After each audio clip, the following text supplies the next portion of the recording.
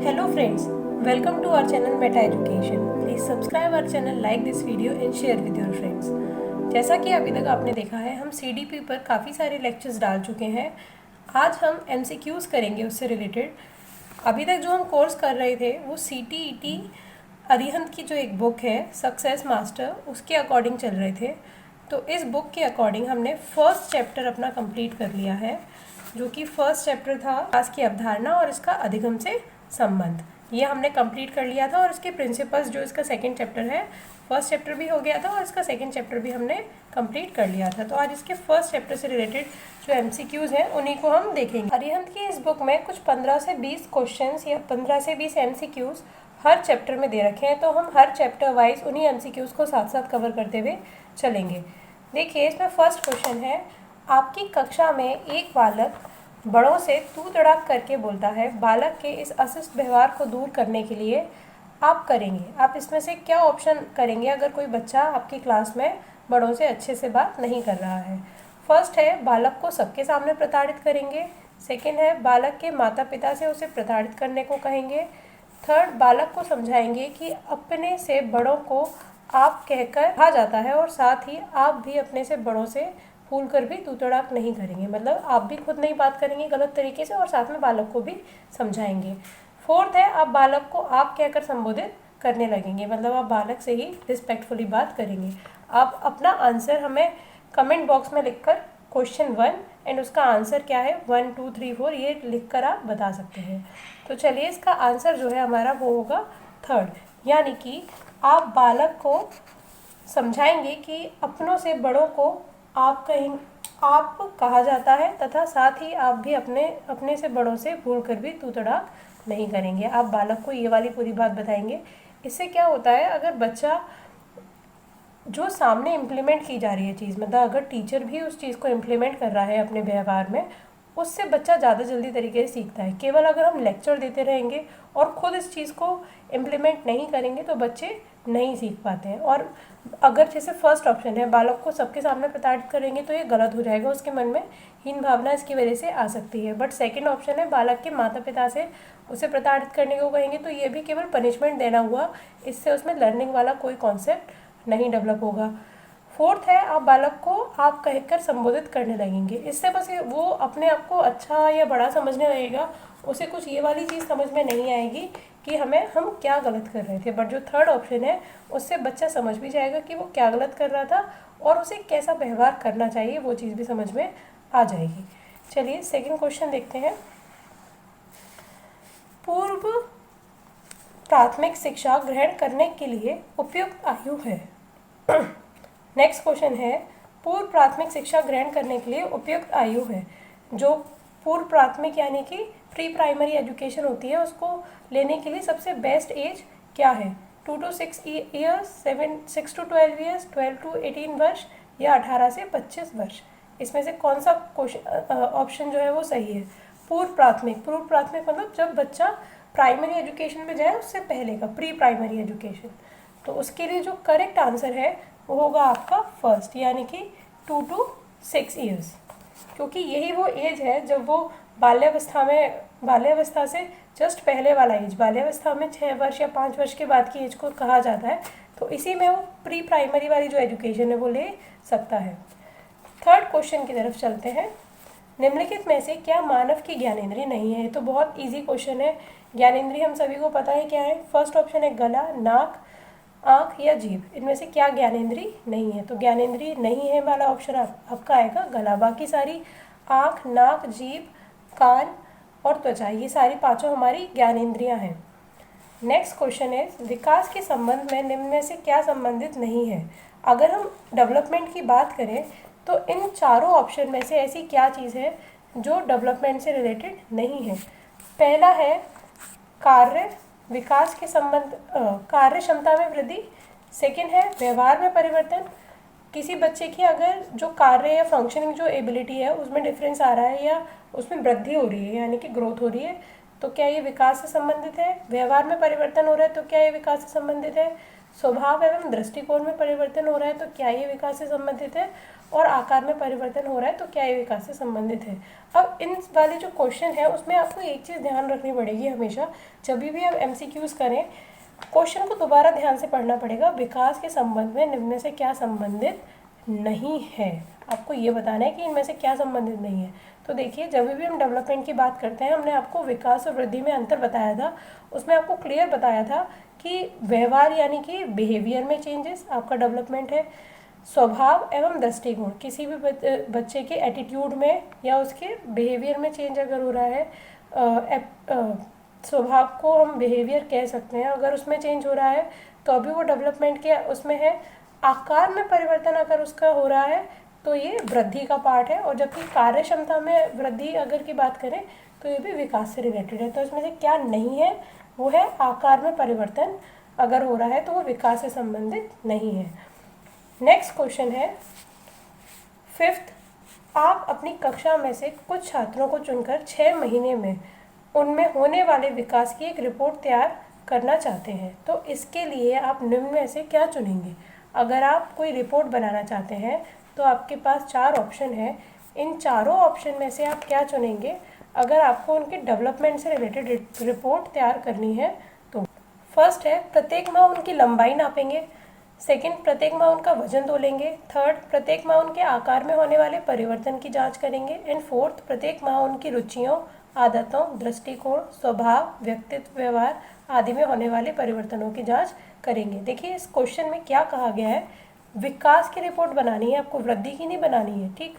तो जो first option है वो लंबाई, सेकंड वजन और थर्ड उनके आकार में होने वाला परिवर्तन, तो ये तीनों चीज़ें किस चीज़ को दिखा रही हैं, वृद्धि को दिखा रही हैं।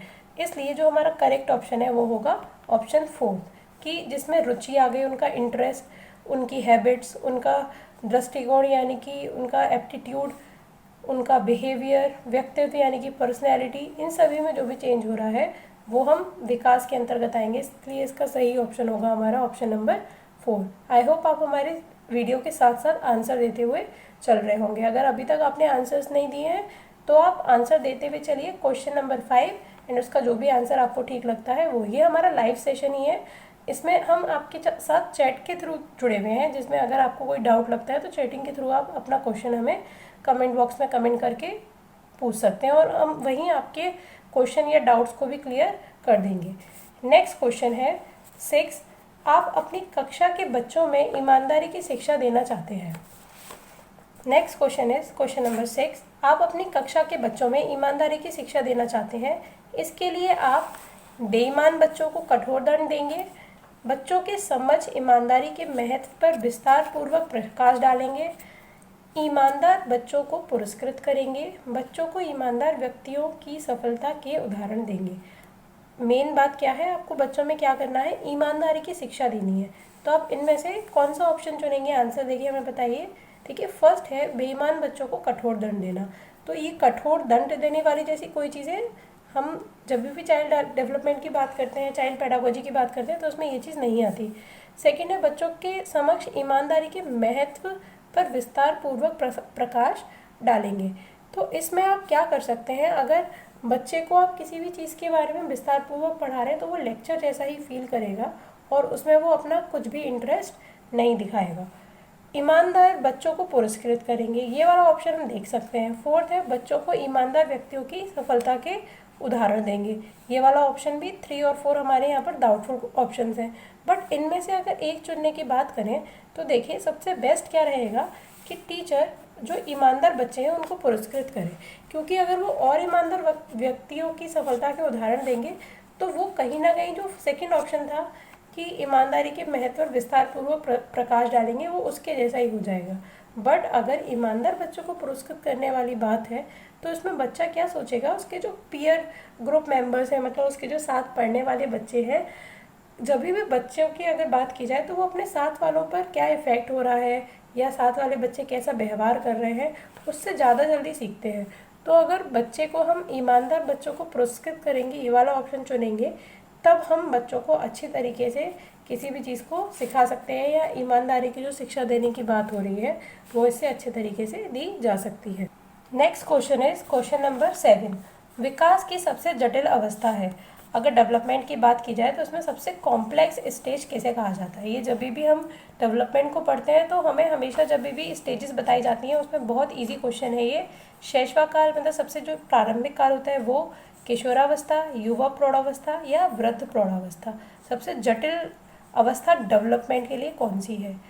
जी, आप लोग का आंसर कुछ का सही है। देखिए, किशोरावस्था की अगर हम बात करें तो किशोरावस्था सबसे जटिल अवस्था है, क्योंकि इसमें जो पर्सन है, जो भी बच्चा है, उसका पूरा डेवलपमेंट होता है और उसके काफ़ी सारे बॉडी में चेंजेस होते हैं, जिसकी वजह से उसका साइकोलॉजिकल भी चेंजेस बहुत सारे होते हैं। तो अगर इस एज में कहा जाता है कि इस एज में अगर बच्चा संभल गया तो वो आगे भी जाके सही वर्क करेगा और उसका डेवलपमेंट अच्छे से होगा। पूरी लाइफ के डिपेंड होती है जो किशोरावस्था है उसके डेवलपमेंट पर।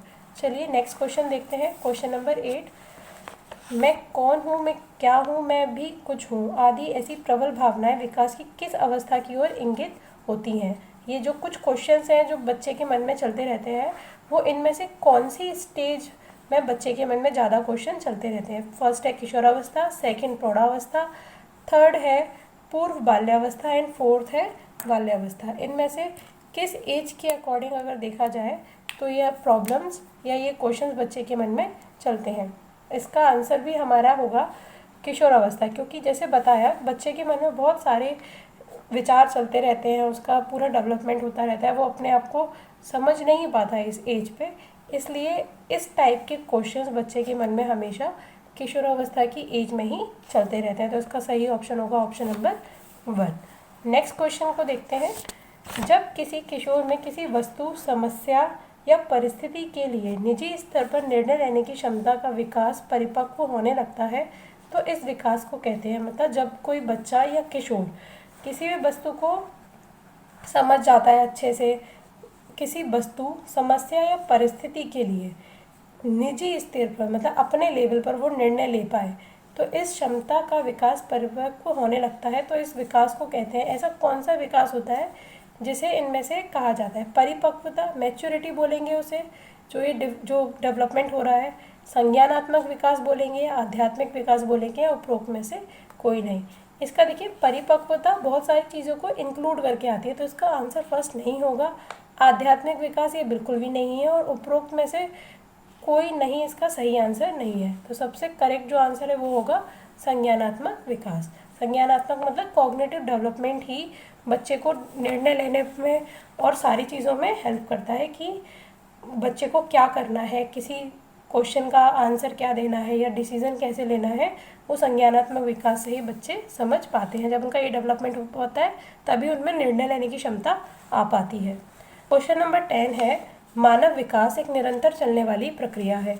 ये विचार संबंधित है, ये वाला जो सेंटेंस है कि human development life long process है, तो ये किस सेंटेंस से या किस सिद्धांत से, किस थ्योरी से डेवलपमेंट है? हमने आपको पिछले वीडियोस में थ्योरीज ऑफ डेवलपमेंट या प्रिंसिपल ऑफ डेवलपमेंट का भी वीडियो बनाया है, उसमें हमने इस बात पे डिस्कस किया था। देखिए, फर्स्ट है अंतः संबंध का सिद्धांत, मतलब इंटर रिलेशन का जो सिद्धांत होता है या थ्योरी होती है उससे, निरंतरता का सिद्धांत कंटिन्यूटी के थ्योरी से, एकीकरण का सिद्धांत मतलब इंटीग्रेशन थ्योरी से, थ्योरी ऑफ इंटीग्रेशन या प्रिंसिपल ऑफ इंटीग्रेशन, एंड अंतःक्रिया का सिद्धांत या अंतःक्रिया का सिद्धांत, इनमें से किससे संबंधित है? देखो यहाँ पर अगर हम समझें कि निरंतर चल रहा है तो निरंतर से हमारे का क्या अर्थ आ रहा है?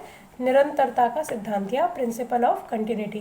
जैसे कहते हैं ना, पूरा कंटिन्यूस है, जन्म से लेकर मृत्यु तक विकास चलता रहता है, तो इसलिए ये कंटिन्यूस या निरंतर चलने वाली प्रक्रिया है जो कभी रुकती नहीं है। इसलिए ये इसका जो रिलेशन है वो है प्रिंसिपल ऑफ कंटिन्यूटी से या निरंतरता के सिद्धांत से।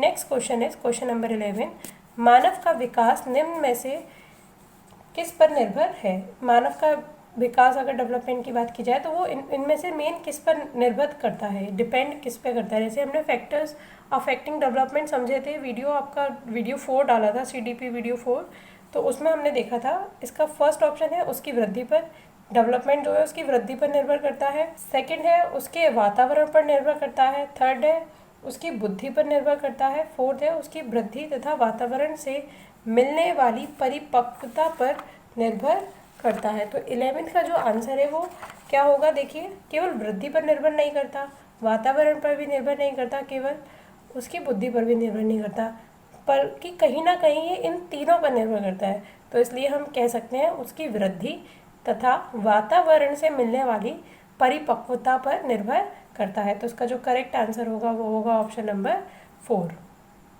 नेक्स्ट क्वेश्चन देखते हैं। प्राथमिक स्तर पर एक अच्छे शिक्षक में सबसे महत्वपूर्ण विशेषता है। अगर प्राइमरी स्टेज की बात की जाए, यानी कि प्राथमिक स्तर की बात की जाए, तो एक शिक्षक में सबसे मेन जो कैरेक्टरिस्टिक्स है वो क्या होना चाहिए? पढ़ाने की उत्सुकता, ये वैसे तो हर टीचर में होना चाहिए। धैर्य और दृढ़ता, ये भी हर टीचर में होनी चाहिए। विषयों के ज्ञान में दक्षता, जो उसका जो टॉपिक है वो उसको पता होना चाहिए, सब्जेक्ट की उसे नॉलेज होनी चाहिए। और फोर्थ है शिक्षण पद्धतियों के ज्ञान की दक्षता, मतलब जो टीचिंग मेथड्स हैं वो पता होने चाहिए। वैसे ये चारों ऑप्शन जो हैं वो हर एक टीचर के लिए इम्पॉर्टेंट है, बट यहाँ पर दे रखा है प्राइमरी स्टेज या प्राथमिक स्तर।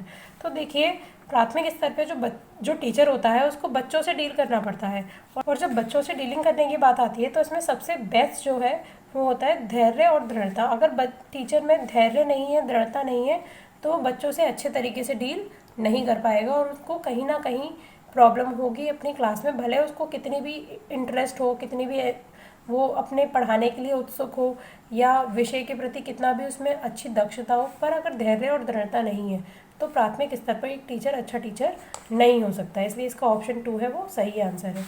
नेक्स्ट है 15, संज्ञानात्मक विकास के सिद्धांत के प्रणेता निम्न में से कौन थे? अगर कॉग्निटिव डेवलपमेंट की बात की जाए, थ्योरी ऑफ कॉग्निटिव डेवलपमेंट, तो उसके जो राइटर है या जो साइकोलॉजिस्ट है जिन्होंने वो थ्योरी दी थी वो कौन है? पियाजे, मुनरो, स्किनर या पावलोव? इसमें से जो करेक्ट आंसर है वो होगा आपका पियाजे। पियाजे ने ये थ्योरी दी थी। क्वेश्चन नंबर 16 देखते हैं। अनुकरण एवं दोहराने की तीव्र प्रवृत्ति निम्न में से किस अवस्था की ओर संकेत करती है? मतलब रिपीट करना किसी चीज़ को और अनुकरण करना, जो जैसा कर रहा है वैसा करना, इनमें से किस अवस्था में पाया जाता है चारों में से? तो फर्स्ट है शैशवावस्था, सेकंड बाल्यावस्था, थर्ड किशोरावस्था और फोर्थ वृद्धावस्था। वृद्धावस्था में लोग अपनी मानते हैं, किशोरावस्था में भी ये वाली चीज़ नहीं होती। मेन डाउटफुल कंडीशन है आपकी शैशवावस्था और बाल्यावस्था। अब देखो, शैशवावस्था में कितने साल से कितने साल तक कहा जाता है? जन्म से लेके 6 वर्ष तक शैशवावस्था रहती है या 5 वर्ष तक, उसके बाद बाल्यावस्था की स्थिति होती है। तो बाल्यावस्था में बच्चों में दृढ़ता आ जाती है, वो अपने अकॉर्डिंग सारे काम करना चाहते हैं। बट शैशवावस्था में बच्चा जैसा जो कर रहा है उसको रिपीट करते हैं। कभी कभी वो पेरेंट्स की भी एक्टिंग करते हैं, और बाकी जो कोई भी कुछ बोल रहा होता है उसको दोहराते हैं, तभी जाके वो बोलना सीख पाते हैं। तो इसलिए जो फर्स्ट इसका ऑप्शन है शैशवावस्था, वो सही आंसर है। नेक्स्ट है, किस काल में सुचारू विकास हो जाने से संपूर्ण जीवन लाभ प्राप्त होता है? अगर किस स्टेज की बात की जाए इनमें से, कि किस स्टेज में अगर बच्चे का पूर्ण विकास हो गया है तो उसको पूरे जीवन में लाभ प्राप्त होगा? फर्स्ट है शैशवावस्था, सेकंड बाल्यावस्था, थर्ड किशोरावस्था एंड फोर्थ है प्रौढ़ावस्था। तो अगर सही इसका ऑप्शन देखा जाए तो वो है किशोरावस्था।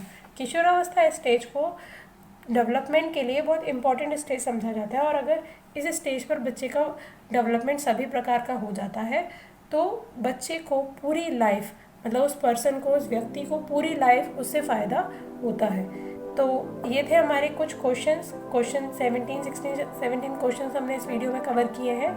आई होप आपको ये समझ में आए हों और इजी भी लगे हों। अगर आपका कोई डाउट है, कुछ भी इश्यूज़ है इस वीडियो से रिलेटेड, इस कंटेंट से रिलेटेड, तो आप हमें कमेंट करके बता सकते हैं। So friends, like this video अगर आपको ये पसंद आया हो, अपने फ्रेंड्स को शेयर करिए, और अगर आप इस चैनल पर नए हैं then subscribe our channel. Thank you and have a nice day.